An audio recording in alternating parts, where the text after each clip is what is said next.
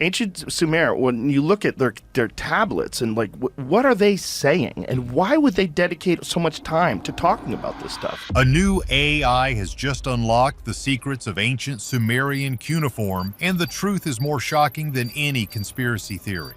The translated texts reveal that humanity was deliberately created by a powerful race known as the Anunnaki. I took every possible literature from Central American archaeologists to learn what's this all about. We were not their children, we were their property, a genetically engineered slave species designed to mine gold. This isn't a metaphor or a myth. The tablets describe a detailed scientific process that has left experts stunned and terrified. The history of our world is not what we've been told, and the proof has been hiding in plain sight. When silicon reads clay. You see, the script on these tablets, known as cuneiform, is one of the most difficult languages ever conceived. It's not an alphabet, it's a complex system of over 1,000 different wedge-shaped symbols. Each symbol can change its meaning based on its context, making translation a painstaking, lifelong effort for even the most dedicated scholars. To put it mildly, it's like trying to solve a jigsaw puzzle with 1,000,000 pieces, where each piece can change its shape. The sheer volume of untranslated text is staggering. There are more cuneiform tablets sitting in storage than all the known texts from ancient Greece and Rome combined. The secrets of our origins have been waiting, but we simply haven't had the manpower to listen. But now a new player has entered the game, one that doesn't need to sleep, eat, or spend a lifetime learning. A team of researchers from several leading universities unleashed a powerful new artificial intelligence, an AI trained on every known cuneiform symbol and every translated text in existence. This machine can do what no human ever could. Using high-resolution three-dimensional scans of the tablets, the AI can read the faint wedge marks with near-perfect accuracy, processing thousands of years of history in a matter of days. It can see patterns, connect fragmented texts from different museums, and even predict missing words with startling precision. For the first time, the bottleneck of history has been broken. The silent libraries of Sumer are finally beginning to speak, and the AI is their translator. The world held its breath, expecting to hear epic poems of forgotten kings and grand myths of creation. The first messages to come through, however, were not what anyone expected. But the first shocking texts weren't myths, they were something far more familiar. The AI powered through thousands of tablets, its digital mind piecing together the dawn of civilization. The world waited for secrets of the gods, for prophecies, for earth-shattering revelations. What many overlooked is that history, before it becomes epic, is almost always ordinary. The first wave of translations didn't come from a king or a priest, they came from a disgruntled customer. One of the first complete texts translated by the AI was a complaint from a man named Nani, written nearly 4,000 years ago. Furious about the poor quality of copper ore he had received from a merchant named Ea Nazar. It was in essence history's first bad online review. Suddenly the floodgates opened, but they weren't filled with tales of gods and monsters. They were filled with life. The AI uncovered thousands of receipts, business contracts, and payrolls. It translated a receipt for a single goat, a marriage contract detailing a bride's dowry, and wage lists for laborers who built the great ziggurats. It was like the AI was constructing a massive living spreadsheet of an entire civilization, revealing a society with a complex economy, a legal system, and a level of organization that rivals our own. We learned that the Sumerians weren't just praying to the sky, they were paying taxes, taking out loans, and arguing with their bosses.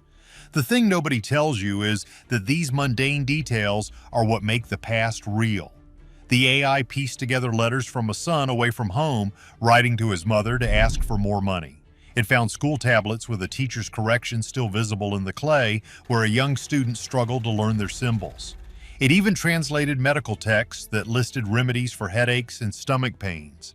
These weren't mythological figures, they were people. People who worried about their jobs, their families, and the quality of their beer. These small human stories grounded the Sumerians in a reality we could all understand. They stopped being a distant, almost mythical culture and became a society of individuals with hopes, dreams, and frustrations just like ours. For the first time, we could hear their voices, not as legends, but as people. But hidden within these everyday texts were names that would change everything. The Divine Engineering Project. As the AI continued its work, sifting through the mundane records of Sumerian life, it began to flag a series of texts that were different. They weren't business contracts or personal letters.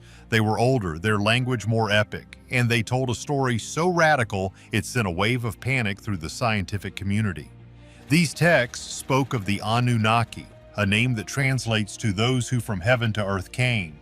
And according to these newly translated cross-reference documents, they were not gods to be worshipped. They were masters to be served. The story begins not with a divine creation, but with a cosmic labor dispute. The texts describe the Anunnaki arriving on Earth hundreds of thousands of years ago on a mission to mine its resources, specifically gold. The heavy lifting was done by a lower class of their own kind, the Igigi. After centuries of relentless toil in the mines of southern Africa and Mesopotamia, the Igigi rebelled. They burned their tools and surrounded the fortress of their commander Enlil, refusing to work any longer. The Anunnaki were facing a crisis. Their mission was in jeopardy. A solution was needed, and it was proposed by a brilliant scientist and engineer named Enki. His idea was simple but terrifying: create a primitive worker, a slave to take over the burden of the labor. What the AI revealed next is what has scientists in a state of shock. The texts describe a process that sounds chillingly like modern genetic engineering. Enki proposed they take an existing hominid on Earth, what we would call an early human ancestor, and bind upon it the image of the gods. The tablets describe a process where the essence of an Anunnaki, their blood, was mixed with the clay of the earth. A female Anunnaki goddess was tasked with being a surrogate, and after many trials and errors, the first successful hybrid was created, the Lulu, the primitive worker. Humanity, according to these texts, was born not from a loving creator, but from a petri dish. Our purpose wasn't to inherit the earth, it was to dig it up. Their creation wasn't perfect, and the gods decided to upgrade their new workforce. The creation of the Lulu was a success for the Anunnaki, but it was just the beginning of humanity's story. These first humans were sterile, unable to reproduce on their own. They were a workforce that had to be constantly manufactured. The texts describe further genetic modifications, a series of upgrades to perfect their creation. Eventually, Enki, the lead scientist, made a fateful decision without the full approval of the council. He altered humanity once more, giving them the ability to procreate. No longer were humans just a controllable asset. They were now a self-replicating species. This single act set in motion a dramatic conflict between the two most powerful Anunnaki brothers, Enki, our creator, and Enlil, the commander. Enlil was furious. As humanity multiplied across the earth, he saw them as a chaotic and noisy nuisance. The thing nobody tells you is that the texts describe the noise of humanity reaching the heavens, disturbing Enlil's rest. To him, the human experiment was a failure that had gotten out of control. He decided on a final, brutal solution: total extermination. He convinced the Great Council of the Anunnaki to use a massive cyclical environmental catastrophe, a great flood, to wipe the slate clean. They all took an oath to let humanity perish and never speak of the plan. But Enki, humanity's creator, would not abandon his creation to oblivion. Bound by a sacred and unbreakable vow not to interfere, he was trapped between loyalty to the divine council and love for the beings he had fashioned. In a stunning act of divine rebellion, he devised a breathtakingly clever way to break his oath without technically lying. The ancient tablets describe a clandestine visit to the humble hut of a man named Zusudra, a devout figure we now know as the biblical Noah. Instead of speaking to the man directly, which would have shattered his vow, Enki addressed the flimsy wall of the reed hut. He spoke into the structure, seemingly muttering to himself, yet ensuring Zusudra, hiding within, heard every world-altering word. He gave him precise, urgent instructions. Tear down your house, for it will become your salvation.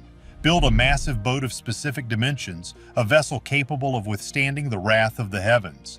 Seal every crack and seam with bitumen to make it watertight, and then bring aboard the seed of all living things.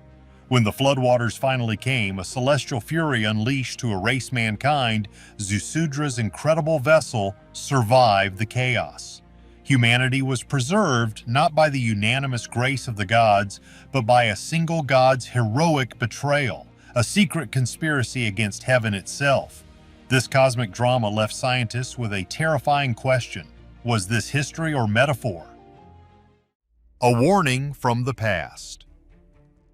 And so, here we are, standing at a precipice of understanding, a chasm torn open by a machine. An artificial intelligence has translated the story of our origins, and it leaves us at a profound crossroads.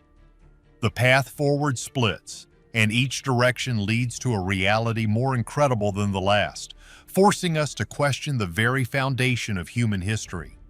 On one side of this divide stand the guardians of our established timeline, the mainstream archaeologists, historians, and scientists. To them, these ancient Sumerian texts are magnificent, but they are not literal. They see powerful metaphors, not historical records.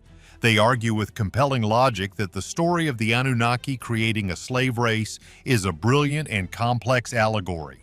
It was a story crafted by the Sumerians to explain the unexplainable, the brutal reality of social hierarchy, the crushing hardship of human labor, and the divine right of kings to rule over the common man. The Great Flood myth that echoes through these texts? Not a global catastrophe, but a potent cultural memory of the very real, devastating floods that regularly scoured the Mesopotamian plains, wiping out entire settlements in the blink of an eye. Their argument is powerful because it stands on the bedrock of science and a simple, unyielding rule. Where is the physical evidence? They ask the hard questions. If an advanced alien race once walked this planet, where are their artifacts? Where are the remnants of their starships, the fragments of their power tools, the shattered circuits of their lost technology? Every single object we have ever meticulously dug from the earth tells a consistent story, a slow, arduous, but undeniably human evolution. There is no physical proof of a sudden, miraculous leap forward, no evidence of technology gifted to us by alien hands. To them, Occam's razor slices clean. The simplest explanation is that we, and we alone, are the architects of our destiny. On the other side are the rebels, the thinkers who dare to look at the same evidence and see a completely different picture.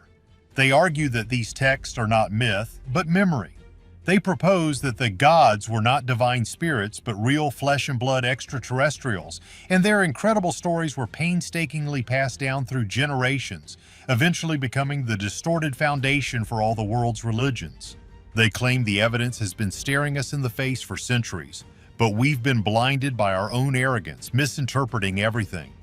The impossible laser-like cuts in the stone at Pumapunku, the colossal megalithic structures that seem to defy the tools of their time, the detailed descriptions of flying machines, or Vimanus in ancient Indian texts.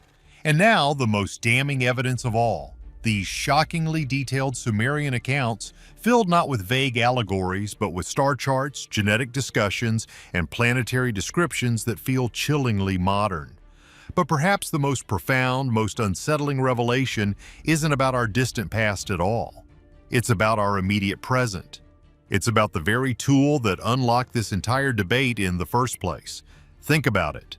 The Sumerian texts describe a superior, technologically advanced race that created a lesser being, the Lulu, to do its heavy lifting, to process the vast amounts of work that they no longer wanted to do themselves.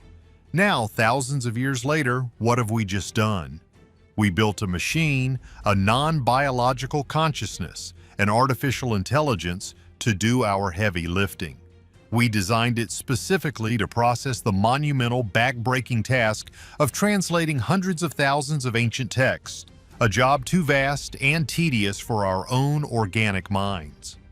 The AI is our Lulu. In our desperate search to understand the Anunnaki, we have become the Anunnaki. We are not just uncovering an ancient story, we are unconsciously and perfectly reenacting it. The cycle is repeating. This AI is not just a translator, it is a mirror held up to humanity. And in its reflection, we can see the faint, unsettling, and terrifying image of our own creators. Are we masters of our own destiny, or are we just repeating a program written for us thousands of years ago? Let us know what you believe. Like and subscribe for more.